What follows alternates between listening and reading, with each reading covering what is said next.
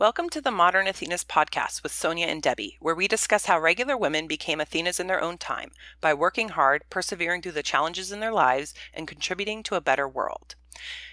This is podcast 14. In this podcast, we will be discussing the book The Dressmaker of Khair Khana by Gayle Tzemach Lemmon. You can use the link on our website at modernathenas.com to order the book after the podcast. The author begins the book by noting, quote, "I wanted to know what war was like for those who had been left behind. The women who managed to keep going even as their world fell apart. Their stories are rarely told. We're far more accustomed to and comfortable with seeing women portrayed as victims of war who deserve our sympathy, rather than as resilient survivors who demand our respect. I was determined to change this." End quote. In The Dressmaker of Khair Khana, the author tells the story of Kamila Sidiqui and her sisters who, under Kamila's bravery, courage, and perseverance, were able to survive under the Taliban rule in Kabul, Afghanistan, once their parents and older brother were forced to flee. Charged with their family's survival, Kamila invented a way to provide for her family by making dresses. She eventually mobilized her sisters and their friends and her local community. Kamila's ability to keep going even as her world fell apart, her bravery and courage when she unexpectedly became the primary breadwinner for her family, completely unprepared, and her entrepreneurial spirit all make her a modern Athena. Quote, "Though their vocations differed, these women shared one thing in common. Their work meant the difference between survival and starvation for their families, and they did it on their own. No one had fully told these heroines' stories. There were moving diaries that captured the brutality and despair of women's lives under the Taliban, and inspiring books about women who created new opportunities after the Taliban had been forced into retreat. But this story was different. It was about Afghan women who supported one another when the world outside had forgotten them." End quote. We join Kamila's story as the Taliban regime is closing in on Kabul. In the 1950s and 60s, fashionable Afghan women glided through the capital in European-style skirt suits and matching headscarves. By the 1970s, Kabul University students began to wear knee-skimming miniskirts and stylish pumps. After the Soviet invasion in 1979, however, things began to change. The occupation gave rise to a decade-long battle between the Russians and the Mujahideen. The Soviets finally withdrew from Afghanistan in 1992. The withdrawal, however, led to a bloody civil war between the Mujahideen for control of the capital. Despite the ongoing civil war, and as friends and family fled to safety in neighboring Pakistan and Iran, other Afghanis stayed behind and went to school and work. Women were teachers, doctors, and professionals. In September 1996, Kamila completed her studies at the Syed Jamaluddin Teacher Training Institute. She would soon begin her studies at Kabul Pedagogical Institute, a co-ed university founded in the early 1980s. After 2 years at the institute, she would earn a bachelor's degree and be able to begin her teaching career. She hoped to become a professor of Dari, a version of Persian spoken in Afghanistan, or perhaps literature. That all changed in 1996 as the Taliban moved towards Kabul. News of the imminent arrival of the Taliban traveled at an astounding pace via a far-reaching network of extended families that connected the provinces across Afghanistan. Word was out that women were in the crosshairs of the new regime. The women in Kabul heard that the Taliban had closed schools in Herat, that women could not leave the house, that women's rights were taken away. At the same time, the women of Kabul yearned for peace in the capital and hoped that the rumors were not true, but that instead the Taliban would stop the constant shelling and street-by-street battles that had plagued the city on edge for years. Little did they know just how much their lives were about to change. So before the Taliban arrived or sort of took over Afghanistan, Afghani women looked a lot like Western women. And I don't think many people realize this because mainstream media has just shown us pictures of Afghani women in burqas. I mean, I think for the most part, that's all Western women have seen. And so contrasting that, you have the imminent arrival of the Taliban and in essence, this feeling of impending doom and the loss of sort of the Western values or the Western way of life. I had no idea that life wasn't like what the mainstream media and post 9/11 showed before reading this book. And so I'm so thankful for this story because it just it gives me a completely different perspective on what these women especially went through. It was like a complete 180 to the lifestyle that they were used to living. Yeah, and I think that the author brought up a good point at the beginning, which is, you hear the tales of victims or you hear the tales of what women did after the Taliban left, after 9/11 or, when they got pushed out. But there's almost no sort of book or literature or discussion about what the women who were left behind sort of suffered after the Taliban. So I'm excited to be able to share this book with our listeners because I think it will provide you, like it provided both Sonia and I, with a better understanding of what it was like during those years. Kamila's older sister, Malika, took her young son to the doctor on the day that the Taliban rolled into town. As she was waiting for the doctor, she heard a noise outside. Quote, Malika jumped from her chair toward the window. Gray clouds hovered over the street and it had grown dark outside. The first thing she could make out was a shiny, dark truck. It looked new, certainly newer than most cars in Kabul. And then she saw 3 men standing beside the pickup. They wore turbans wrapped high and thick and carried long rods in their hands that looked like batons. They were striking at something or someone, that much she could tell. With the start, Malika realized that the figure huddled in front of them was a woman. She lay in the middle of the street, crouched in a ball, and was trying to fend off the blows. But the men would not stop. Malika heard the dreadful slapping sound of the wooden batons as they hit the helpless woman, on her back, her legs, over and over again. Where's your chaudhry? One of the men shouted at his victim as he lifted his arms above his head to strike her. Why are you not covered? What kind of woman are you to go out like this? Stop, the woman pleaded. Please have mercy. I'm wearing a scarf. I don't have a chaudhry. We've never had to wear them before. You think this is the last regime? One of the young men shouted. His eyes were black with kohl, the night-colored cosmetic the Taliban soldiers wore. This is not Dr. Najibullah or the Mujahideen, he said, his club hitting her once more. We believe in Sharia, Islamic law, and this is now the law of the land. Women must be covered. This is your final warning. Finally, the men got back in their truck and left. The woman bent over unsteadily to grab her handbag from the street and slowly limped away. End quote. The Taliban had arrived. So I just tried to close my eyes and imagine what Malika must have been feeling when she was watching the poor woman being beaten. I mean, I felt abject horror and terror just reading the passage. And I also feel like if I was there just experiencing the swiftness of their arrival into town, I mean, it was sort of hard to read, and I can only imagine what it was like to experience. This passage was horrifying and kind of the most graphic, I think, in the whole book, but it showed just kind of that shock that I think Malika and probably so many people in Kabul felt when the Taliban arrived, because it was like I said, that 180 from their modern life. And now it just seemed like the Taliban would obviously show little to no mercy, and they were looking for offenders of like even the most minor infraction, and creating this world that was completely foreign to its inhabitants. Like, these people didn't know the rules that were going to, it's like, how can you even play by the rules if you don't even know what the rules are? And so it was a terrifying realization when these men and women had basically no idea what was going to be coming around the next corner. Yeah, and I mean, and in reading the passage, Malika went to the doctor with her son, and I mean, not expecting anything. I mean, it was just like a normal sort of afternoon, even though there was kind of this impending feeling of doom, in the city. And then she's literally at the doctor's office when the Taliban roll through town. And so I was trying to envision what it must have just been like. It's almost like this cloak that fell over the city in a very, very brief period of time. The Taliban's edicts commanded that women will stay at home, that they are not permitted to work, and that they must wear the chaudhry in public. The chaudhry was a shroud that covers a woman's body from head to foot. It covers a woman's face except for a small eye vent that is 2 inches long and 3.5 inches wide. The webbed eye slit turned the world slightly blue. Quote, if a woman dared to pull back her chaudhry to steal a look at something she wanted to buy at the market, or if a wrist accidentally slipped out while she crossed an intersection, a member of the Amr bil Maruf would appear from nowhere to apply swift and brutal justice right there for all to see. Rarely did a man come to the rescue of a woman who was being beaten. Everyone knew he would be next if he tried. End quote. The Taliban High Court continued to issue more edicts as they took control of the city. Walking in the middle of the street was prohibited. Wearing high-heeled shoes was prohibited. Clothing had to be baggy and loose-fitting. The chaudhry could not be made from any lightweight material through which arms or legs might be seen. Mixing with strangers and going out without a mahram, or male relative, was outlawed. Quote, the worst was that they had no place left to go. They had been banished to their living rooms. Overnight, women vanished from the streets of a city where only days before they had accounted for nearly 40% of civil servants and more than half of all teachers.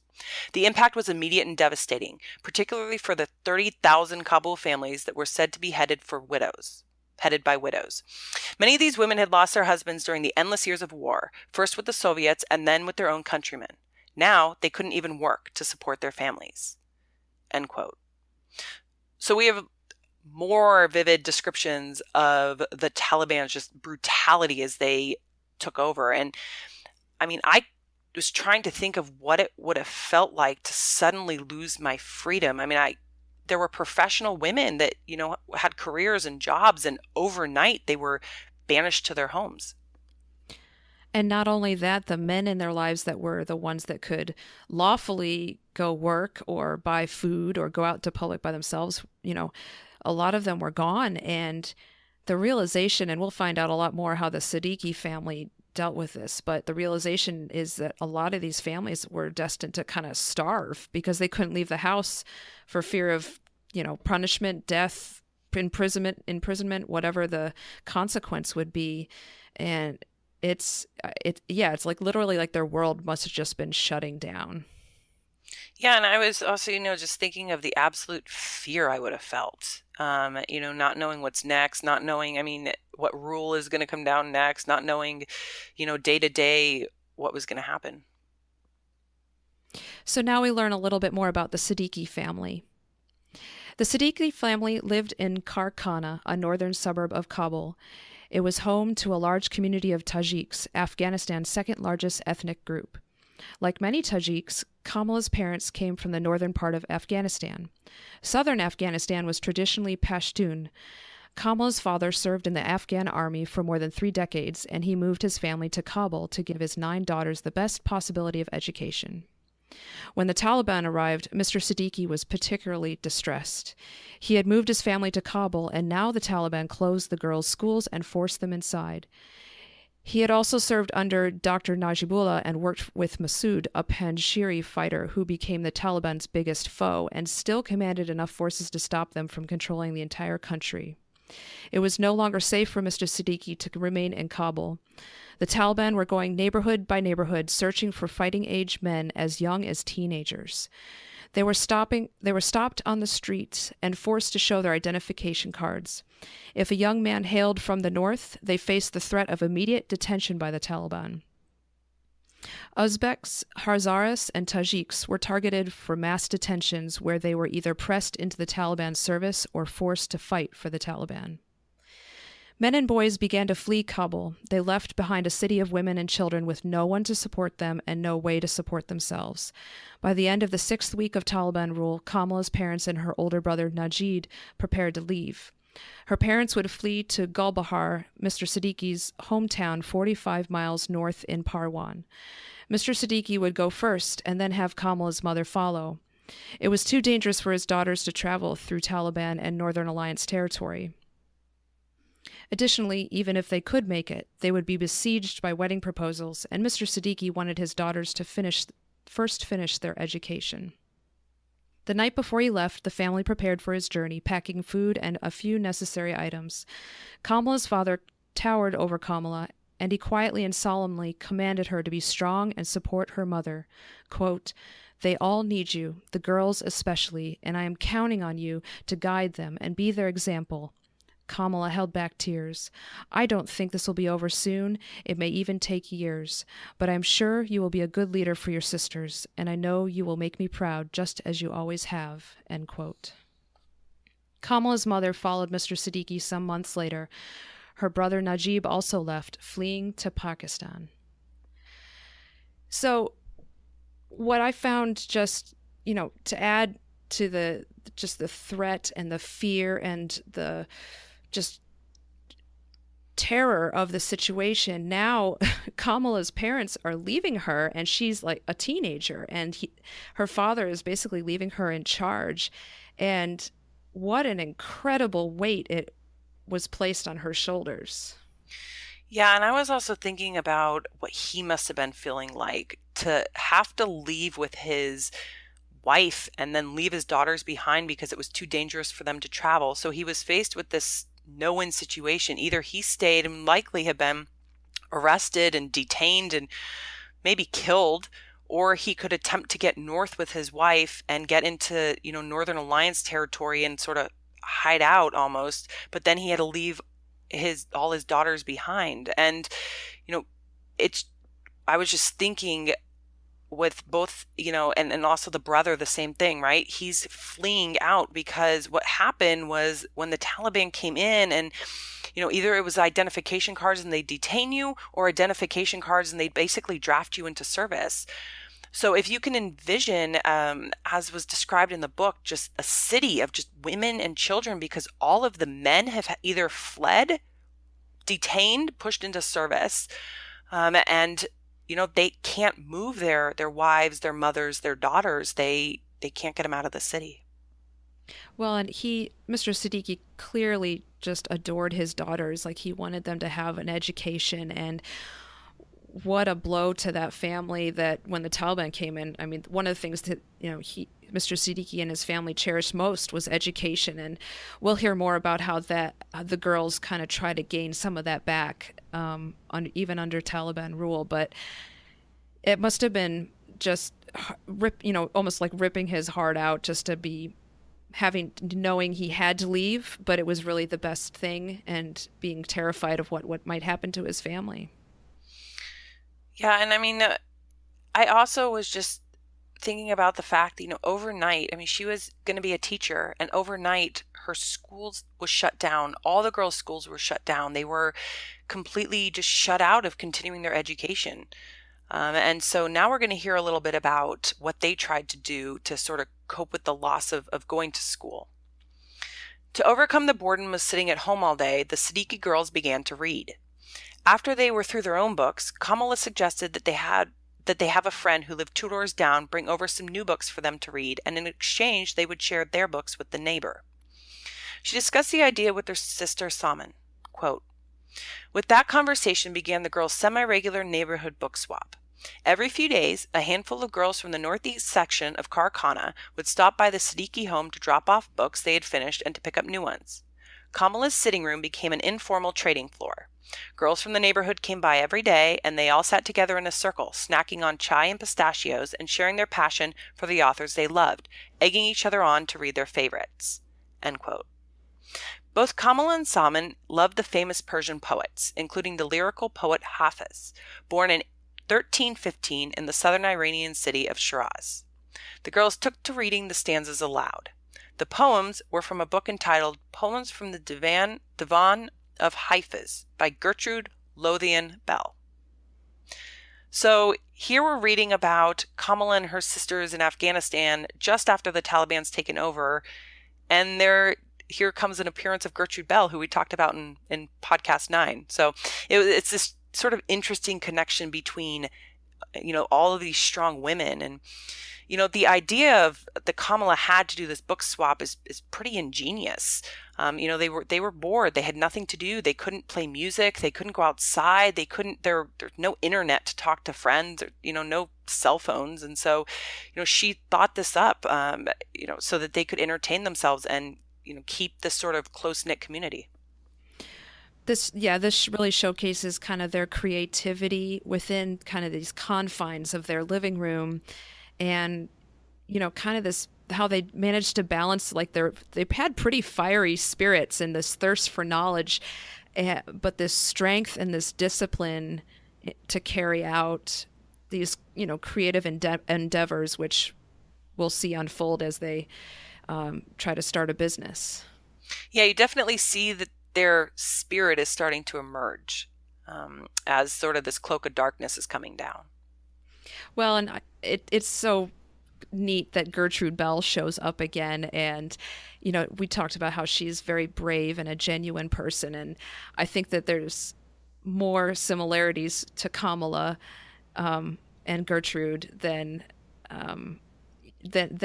is on the surface. So let's talk about after the book swap. So the book swap worked for several weeks, but Kamila was growing restless.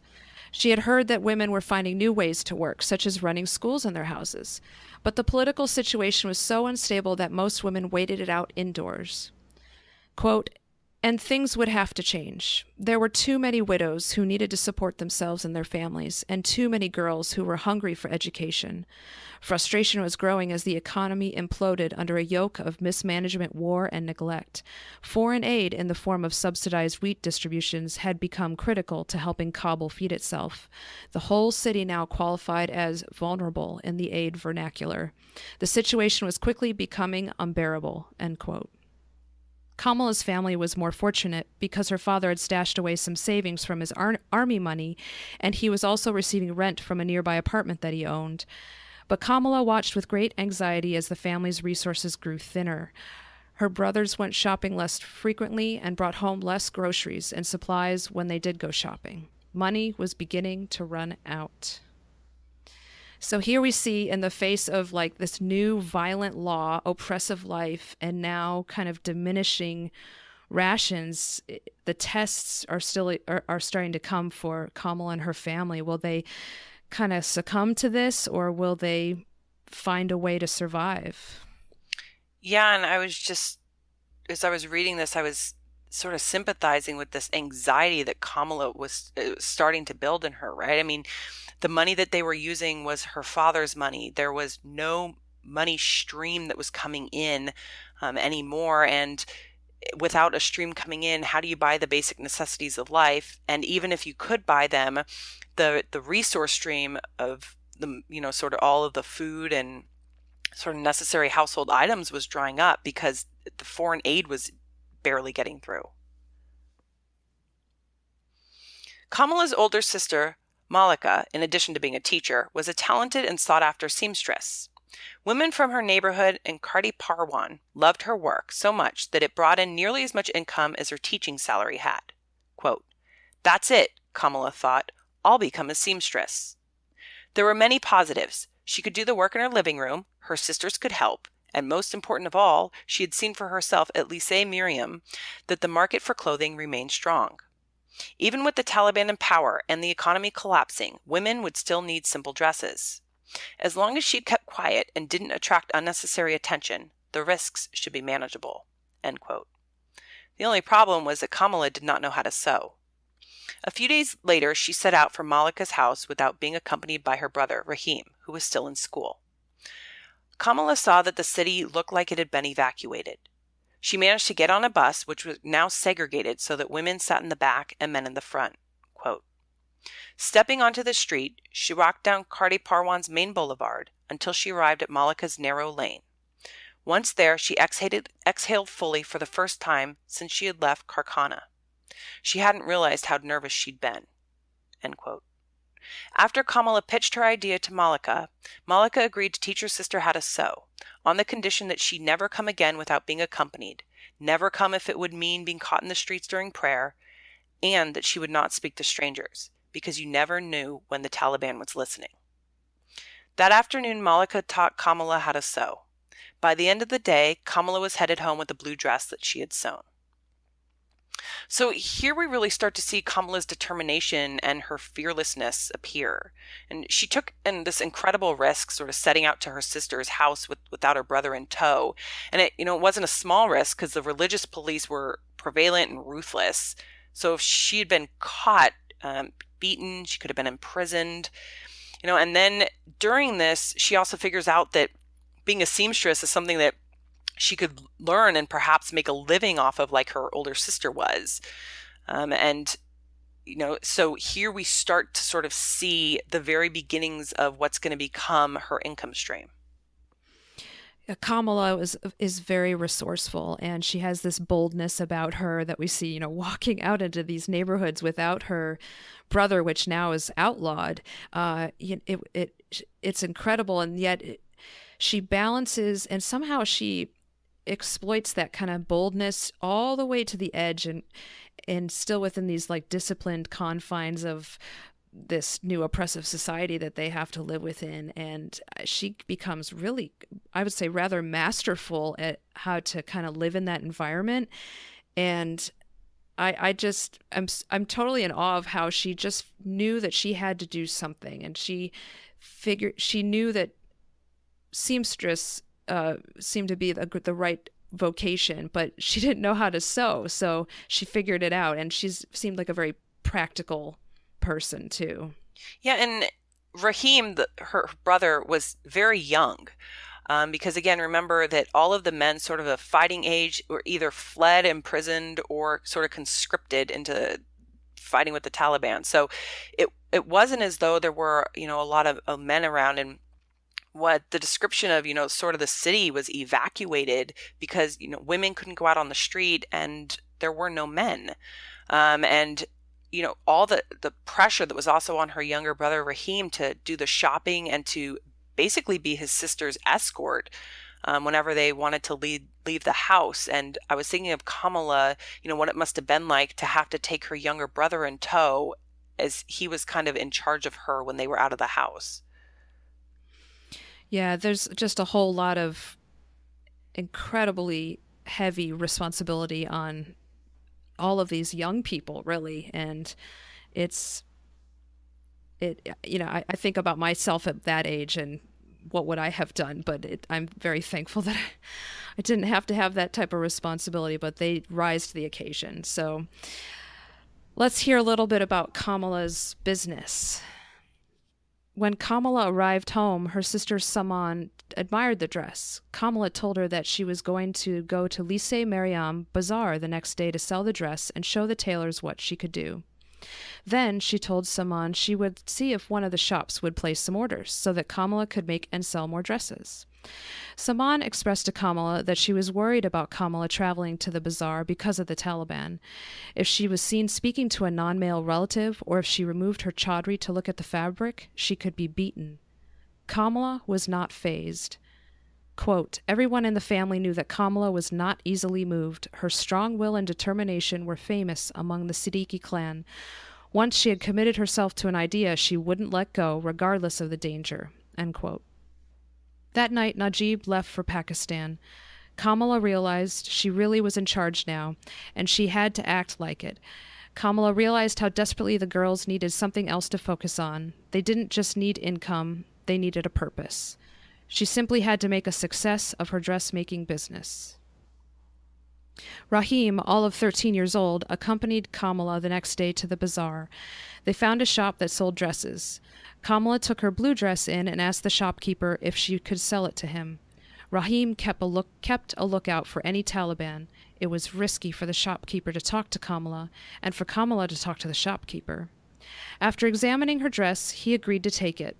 He asked Kamila if she could make more shalwar kameez, simpler clothing that women wore every day. She agreed. He ordered 5 pantsuits and 3 dresses to be delivered the following week. He asked for her name so that when she came back he would know who it was. She quickly decided it was too risky to give him her real name, so she said her name was Roya. Kamila had her first customer. So the other thing about Kamila, we talk about her being resourceful and bold, is she seemed to somehow end up in the right place at the right time, and she was able to make it to this first shopkeeper trip and back home kind of without incident. Yeah, and I mean, the shopkeeper himself took great risk in talking to her because, women weren't supposed to talk to a non-relative male. And, the fear that he also must have had just engaging with her and sort of his bravery as well to talk with her and to conduct business with her. I mean, Rahim was just like a lookout, but, if the Taliban had shown up, I can't imagine that a 13-year-old boy would be putting up much of a defense.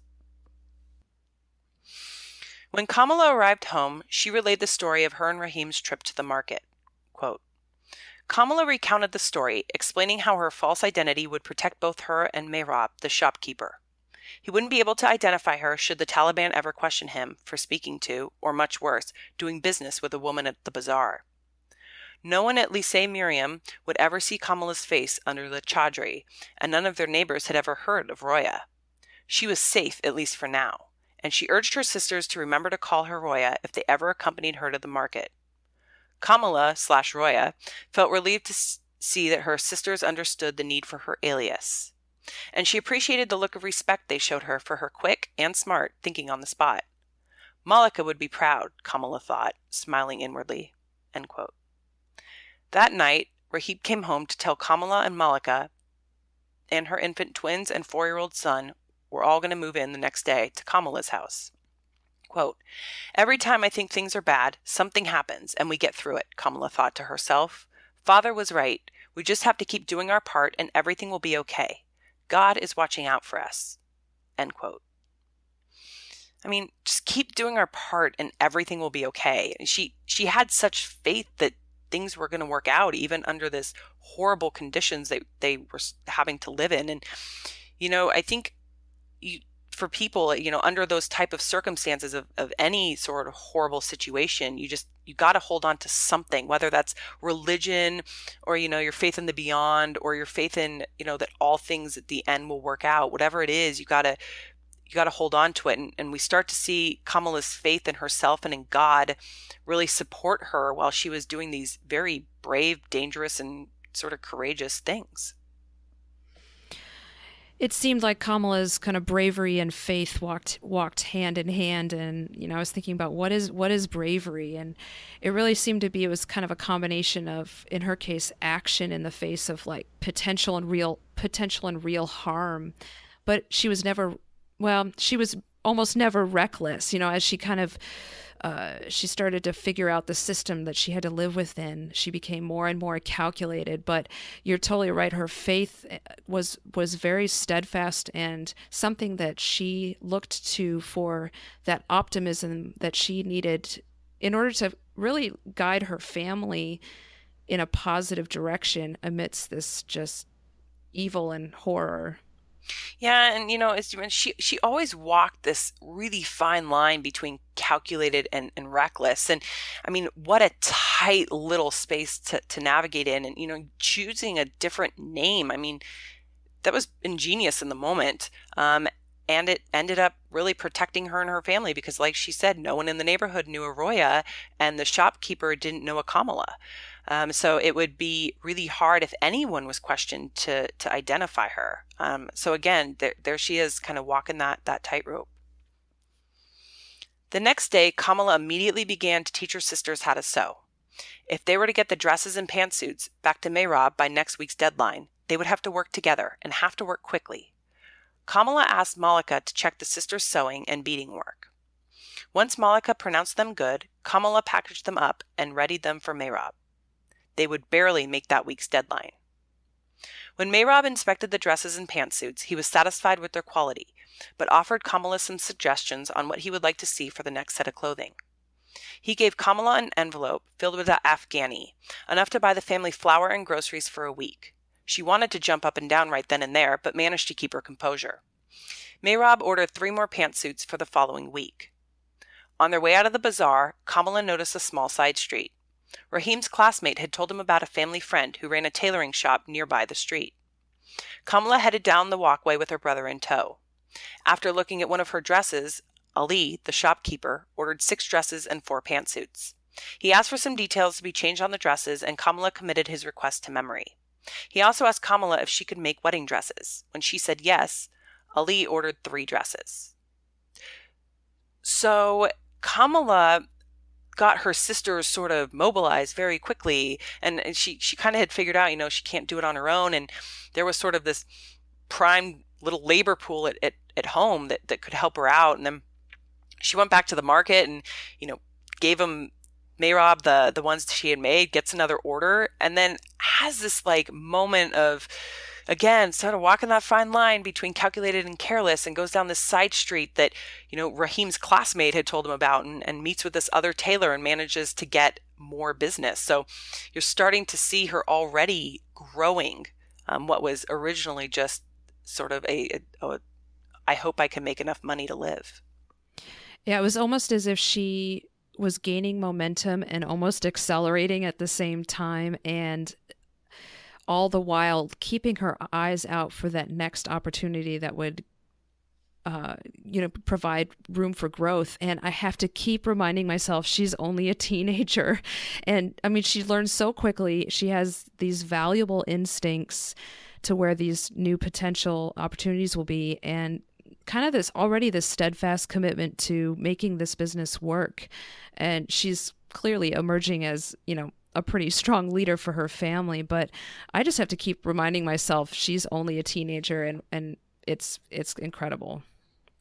Yeah, and she seems to have this inner strength that's focuses on being a survivor and not being a victim. And throughout the book, as you're walking sort of through this story with her, you see that as a emerging theme. No matter what sort of area of her life she is sort of being described in the moment, it's always about surviving and not about being victimized. When Kamala got home and relayed the orders to her sisters, they were excited. She also noted that because the shopkeepers were giving orders to other seamstresses, they were in competition, and the sisters needed to ensure that their workmanship was of the highest quality. The sisters settled into the living room to begin the evening sewing. Kamala lit the hurricane lamps, which were the only lights in the house. As the sisters sewed, Kamala asked them whether they thought that she should bring in more seamstresses, or whether they had other ideas on how to complete all the orders within a week. As it was, the last week had been difficult, with long hours and lots of challenges. Her sisters offered that they should change their work from individual pieces to an assembly line, with each person responsible for one task. They also decided to clear the front room and use it as a sewing room. It had been the family's main gathering space for so many years, but with her parents and brother gone, they could repurpose it for their sewing business. Malika continued to run her own tailoring business from the house as well. Later that week, the girls' aunt and cousin stopped by to say that they were fleeing to Pakistan, and, if the sisters wanted, they could come along. Kamala declined, knowing the journey was dangerous and that all of the sisters traveling together would increase the danger. That night, she lay in bed thinking about her aunt's departure. Quote, "We will always be on our own here for a while," she told herself, "and we had better find a way to make the best of it, just as we always have." She resolved to stay focused on her siblings and her business instead of dwelling on all that she couldn't change, like the separation of her family, the education she was missing out on, and the fate of her cousins who were about to embark on a perilous journey to Pakistan. End quote.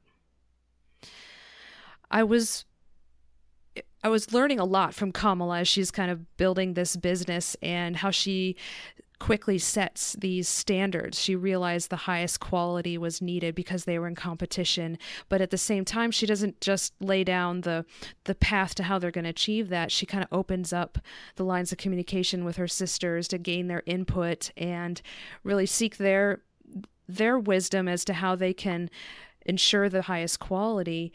And so I just see her kind of building her skill set as a leader amidst this incredible, again, there's more loss and kind of more tragedy in the fact that they're losing more family members, not necessarily to harm or death, but to another country, and they're going to be more and more alone.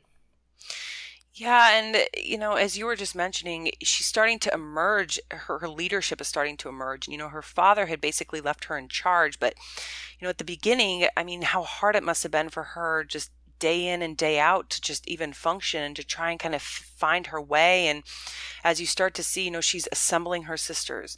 Then originally they make individual garments, and then they decide together, no, let's try an assembly line. And you start to see this teamwork begin to emerge, and we'll hear more about how this team starts to expand. But I think it really was key to the success of the business that she sort of pushed everybody up and elevated everybody and involved everybody in the process, rather than just trying to go it alone or trying to dictate to her sisters, like how it was gonna happen.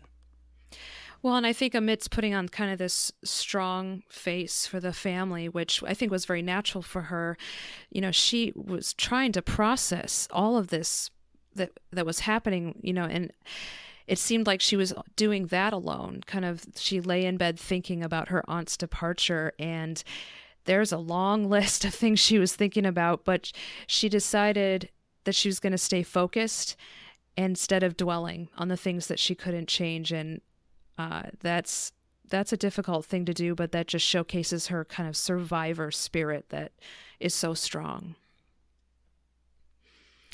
Quote, The weeks passed in a blur of beaded dresses and pantsuits. Days started with prayers and breakfast and ended 14 hours later with the girls falling into bed exhausted by already planning for the next morning's sewing." End quote. After breakfast one morning, the sisters heard their outside gate rattle. They sent Rahim to answer the gate. He brought into the house a woman cloaked in a chaudhry. She took off her chaudhry, grateful for the tea offered by one of the sisters, and introduced herself as Sarah, and began her story. She was a widow of 2 years. She and her 3 children had been living with her husband's brothers, but with 15 people in the house to support, money was running out. She was desperate for a way to support her children. She had heard about Kamila's dressmaking business. Although she didn't have an education, she knew how to sew. Quote, "At first, Kamila was too moved to speak. Everyone who had remained in Kabul had a similar story, and lately she had been feeling a growing sense of responsibility to do as much as she possibly could to help. Her father had told her, and her religion had taught her, that she had a duty to support as many as she was able. Right now, that meant she must quickly build upon the modest successes they had achieved so far. This business was her best, and right now her only hope for helping her community." End quote. So Sarah joined the team, and Sarah's contribution freed up Kamila to focus on the marketing and planning for the business. Pretty soon, more women arrived at the family's doorstep looking for work. Kamila, quote, "didn't know how she was going to find a place for all of them, but she was determined to. With the city's economy shrinking and almost no other chances for women to earn money, how could she turn them away?" End quote. As Kamila thought about how she was going to support all these women, she realized that as teachers, couldn't she use her sewing and teaching knowledge to help more women? Then those women could grow the tailoring business so that there would be more work for everyone. She decided that they would open a school, a formal apprenticeship for young women. They would learn to sew and embroider, and then they could join the in-house team to help fill large orders quickly. They could join the training program for free, and then, when they finished with the program, they would earn a salary by helping with the orders. That way, no one that arrived at the gate would leave without a job. Kamila made the girls promise that they would follow the school's rules. Sarah lectured each girl about the rules, including that they needed to wear a chaudhry, that they were not allowed to talk loudly or laugh in the streets, that they were not allowed to speak with strangers, and that this was not a school to goof off at. Kamila passed the teaching responsibilities to Salman and her older sister, Layla, and decided that she and Sarah would have the final say on when a girl had completed her training. The school was opened in spring of 1997. They started with 4 girls. After 3 weeks, they were at 34 and climbing. In order to reduce the number of girls at the home at any one time and to prevent drawing suspicion from the Taliban, the sisters figured out that they could have the students come in 2 shifts, and that each week they would distribute sewing supply kits to a woman on a set day. Each woman would then have to return the dresses to the house on the scheduled delivery day. No excuses. Even with the trips to the market, the school, and the flourishing business that they had built, the family's lives were as precarious as everyone else's in Kabul. Quote, "They were just kids trying to survive another year of war together with no parents to watch over them. All that protected them right now was their faith, and a green metal gate that kept the world outside at bay. No, it wasn't fun at all, but the only thing Kamila could do now was to keep going, and to keep working, for all of their sakes." End quote.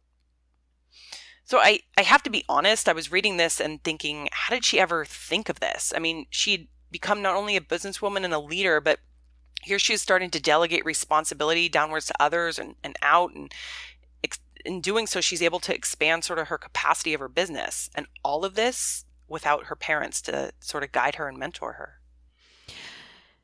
As her business is kind of gaining momentum, she's definitely gaining momentum as a leader, and in a critical time when the business is growing, where she could have chosen to be kind of selfish for her family, to kind of keep it just to them. Her first instinct was to support all these other women and to really branch out and mentor them and give them skills. And I mean, it's just, she is such a strong character, and she just keeps pressing forward. I hope I can be like her in the face of adversity, that's for sure. Kamila continued to build her network of shops that she could sell the dresses to. word of mouth about her tailoring business was beginning to spread amongst the shopkeepers. She decided that they needed a generator and sewing machines. With Rahim, she went to Lycée Mariam and selected several machines, including an expensive embroidery machine from Pakistan and a new generator for their courtyard. Dresses with embroidery went for a premium. Kamila thought they now could triple their orders. One morning, with all the girls lost in their work, a mother and her 2 daughters appeared at the family's doorstep. One of the daughters was getting married the next day, and they wanted to know if Malika could make 2 wedding dresses and 4 wedding party gowns in one day. Kamila's brain scrambled. Running quick calculations, she determined that they just might be able to do it if they worked through the night. She instructed her team to take the women's measurements and then instructed the women to return the next day for a fitting. She had her team work through the night on the dresses, each of the team members piecing together different sections of each dress, which were then pinned together. The sections would be sewn together after the fitting the next day. The women returned the next day and were delighted with the dresses in progress. After the fitting, Malika instructed the women to come back around 6 p.m. when the dresses would be done. The women showed up hours early. They were in a hurry. They needed the gowns right away. Quote, if Malika was stunned, she didn't show it. After years of sewing for friends and neighbors, she had grown accustomed to the most impossible requests and had taught herself to answer calmly and patiently. End quote. She informed the women that most of the dresses were done, but the mother's dress was still being finished. The mother rushed Malika, telling her that there was no time, that they were in a hurry. Malika hurried the sewing work, finishing the hem in 5 minutes. Meanwhile, the other girls pressed the other dresses, not wanting the bride to have a wrinkled wedding dress. Nilab escorted the women out of the house, holding the dresses until they could be handed over outside the gate. There were 2 dark Toyota Hilux trucks with Quranic verses painted on the side. Several Talibs were in the first truck. They were exceedingly polite and handed Nilab the 500,000 Afghani she had requested per Malika's agreement with the bride's mother. The groom, a young Talib, was in the next truck. A Toyota Corolla behind the second truck was there to transport the women. There was no doubt that this was a wedding procession. After Nilab relayed the details to Kamila and Malika, they were stunned. The dresses were for a Taliban wedding. Quote, the event confirmed what Kamila and Malika had long suspected. Taliban outside Khair Khana now knew about their operation. Both Kamila's school and Malika's made-to-measure business. And so far, not only were the soldiers not shutting down their ventures, they were quietly supporting them. End quote. I don't know about you, Debbie, but when this scene was unfolding, my heart was pounding. So was mine, and it was one of those instances where like I couldn't read fast enough, and I was so scared of what was going to happen, because I mean, when you first, the opening part of the scene, when the mother comes with the bride and needs the dresses soon, and I was thinking, okay, it's for a wedding, which in those days, under the Taliban regime, they were basically, in homes. I mean, they weren't these big processions that they usually were.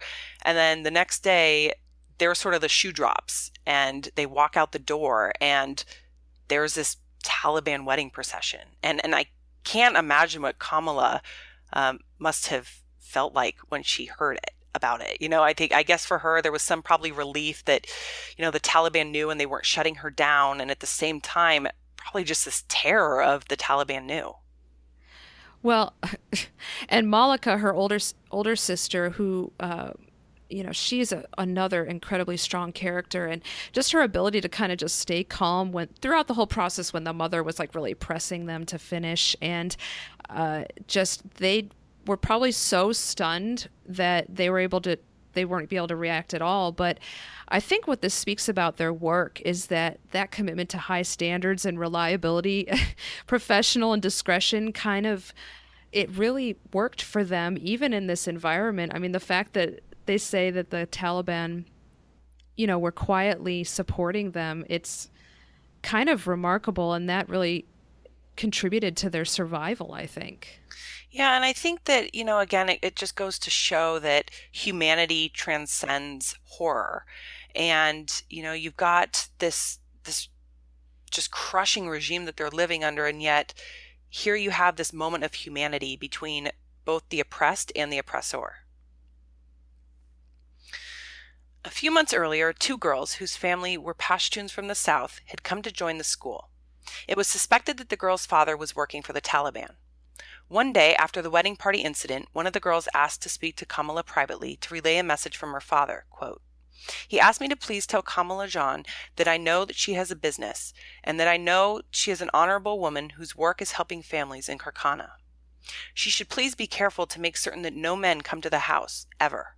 If she follows the rules, and if she makes sure that only women are working with her, she should not have any problems. Tell her that I will try to let her know if any of my bosses are asking about her business or planning to come to her house." As the weeks went by and their operation continued to grow, Kamala was sure that the Taliban must be asking about her business at the mosque. She gave thanks every day that so far she had heard nothing from the government's men. End quote. So here you have these two girls who Kamala invited into her home and into this very sort of secret and private dressmaking business, and their father turns out to work with the Taliban. And you realize that almost anything could have come of that. And it's, I think she kind of went right up to that line of discretion and boldness, but she was a very disciplined person, and Malika was as well. And so I bet that saved them, because they didn't draw unnecessary attention to themselves. But wow, I think that must have been a reality check for Kamala. Yeah, and I think, like you were just mentioning, I think that the discipline that Kamala had, and, Sarah lectured the girls about the rules of working with them and coming to the school, and how they, needed to be discreet and not, loud in the streets and not draw any attention to themselves. It was very clear that it was a very sort of disciplined business from start to finish. And I think that probably was one of the reasons why the Taliban sort of let the business continue, is they weren't out, and in other words, just flaunting what they were doing. They were just very private about it. So Kamala was offered a position with the UN Habitat. They were forming a community forum in Kabul that would offer classes for girls and job programs for women.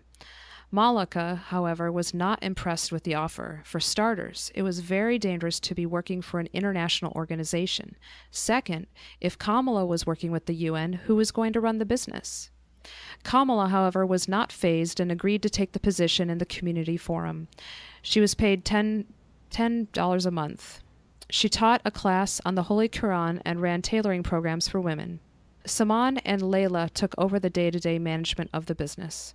Kamala still went to Lycée Mariam most weeks to do the marketing, and also visited the Mandawi Bazaar, where shop owners wanted to see the dresses before agreeing to buy them. On a bus to Peshawar for a training opportunity with the UN, Kamala and two other women accompanying her were traveling without Rahim and another Maram. When a Talib boarded the bus and began demanding to know where their Maram was, she pointed to another man on the bus. The man was too nervous to go along with the lie and disowned the girls. Kamala next took out their tickets, which had been purchased in Rahim's name, and lied and said that he was planning to meet them at the Pakistan border, but had to go back to get their luggage. Finally, the Talib begrudgingly agreed to allow them past the border, noting the next time, if they didn't have a Maram, they would be thrown in jail. After the incident, the man on the bus asked Kamala how she dared to speak like that to a Talib.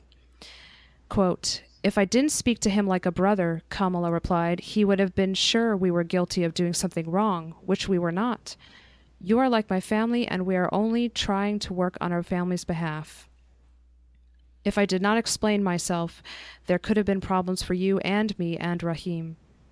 Experiences like this had taught her that many of the men who now worked for the government could be reasoned with as long as one was polite, firm, and respectful. End quote. So here's another wake-up call as to the reality of things could change at any time. And at the same time, I actually was thinking of Gertrude at this moment, because Gertrude was always talked about, Gertrude Bell, of how she had this deep capacity for emotion and kind of figuring people out. And Kamala was pretty brilliant in trying to, in the way she figured out this Talib soldier on the bus. Yeah, and I think that you saw it earlier when she first, was working with the shopkeepers to get her business going. She has this ability to connect with people and almost disarm them. But, as you were saying, here we have another close call, and it's again walking that fine line between, reckless and trying to, make life happen. And I think though she didn't seem so phased by these close calls, I mean, it obviously had to impact her and remind her yet again of, the restrictions that she was living under and, how careful she needed to be to ensure that this sort of fragile business and life that she was constructing for herself and her sisters was protected. The Sidiquis heard about 9/11 through the Afghani grapevine. Rahim came home from school talking about it. Everyone presumed it was Osama bin Laden, the Saudi who was being protected by the Taliban. Soon the American planes flew overhead at night, dropping bombs. People fled Kabul, trying to escape with their lives. The Sidiquis remained. On November 13, 2001, the Taliban abandoned Kabul and the Northern Alliance moved in. Life immediately began to change. Kamila left her job and set up a Mercy Corps Women's Center in Kabul that offered literacy classes and vocational courses. By the time that she left Mercy Corps, she had trained more than 900 of her own countrymen and women so that they too would have the skills to build and grow their own businesses. So now we reached the timeline or the moment that I think most people in the Western world know well. And, the Americans arrived in the north and then started pushing south to Kabul. And it seemed that like almost overnight, just like this cloak of darkness had been, cast over them when the Taliban arrived, the cloak is lifted and the Taliban are sort of forced out. And, it was a turning point for Kamala because now, she would be able to leave her house. She could expand her operations. And, by this point she was kind of thinking bigger, how can I impact more people sort of beyond my business? And, I think it takes a lot of courage and a lot of, inspiration and forethought to consider other people, and consider training other women rather than just focusing on herself and her sisters. Well, and I felt that as we see, like you said, this cloak, this veil is lifted and the Taliban leave and Kamala is able to kind of, it's like she's unleashed into her full potential. And you realize it was just the tip of the iceberg that we were seeing with her dressmaking business. I mean, she was able to train more than 900 of her countrymen and women. And she just, it was incredible. And her impact was so enormous. And I feel like that she was incredibly talented, but her desire to give was so strong and equally as strong as kind of her leadership and her business skills. She was remarkable. Yeah, she was definitely a force to be reckoned with. And, it made me wonder if she'd been able to finish her education and had been a teacher, would we have heard about her? And, I'm sure she would have been a remarkable teacher, but you almost feel like because of the conditions and because of what was forced on her and pressed on her, she actually kind of blossomed and became this just extraordinary woman. She definitely had to hone her skills under that oppressive environment. And it was kind of this compression of an environment that she had to live with under that I felt like she emerged just an incredible leader that had she maybe gone a more paced path, maybe she wouldn't have gone so far. But I was really happy to have learned this story and this perspective that I was completely unaware of. Yeah, and people say, you're forged in fire. And I think in Kamala's case that was true. And I mean, just being able to read about her and how she coped and how she managed and how she, like I said, blossomed, sort of through this, made me really consider, through hardship, we can become great and we don't need to be victims of our circumstance. We can become survivors and we can thrive no matter what, the conditions that we're put in or the pressures that we're under. And I think, that's sort of the message that I walked away from this book with. And on that note, that's all we have for today. Thanks for listening and downloading and sharing this experience with us. You can also interact with us and follow us on Facebook, Twitter, and Instagram, where we announce episodes and share additional information about each podcast. If you have questions or comments about today's podcast, please submit them to us via our website at modernathenas.com, our Facebook page, also under Modern Athenas, our Twitter account at Modern Athenas, or our Instagram at the Modern Athenas Podcast. We would also appreciate if you support our podcast by leaving us a review on iTunes or Stitcher and subscribing to the podcast. In our next podcast, we will be discussing the book The Rules Do Not Apply by Ariel Levy. As we leave you today, we want to remind you to never forget that each of you, like Kamila and her sisters, has the power and capacity to be a change maker in your own world. Work hard, dream big, and reach for the stars.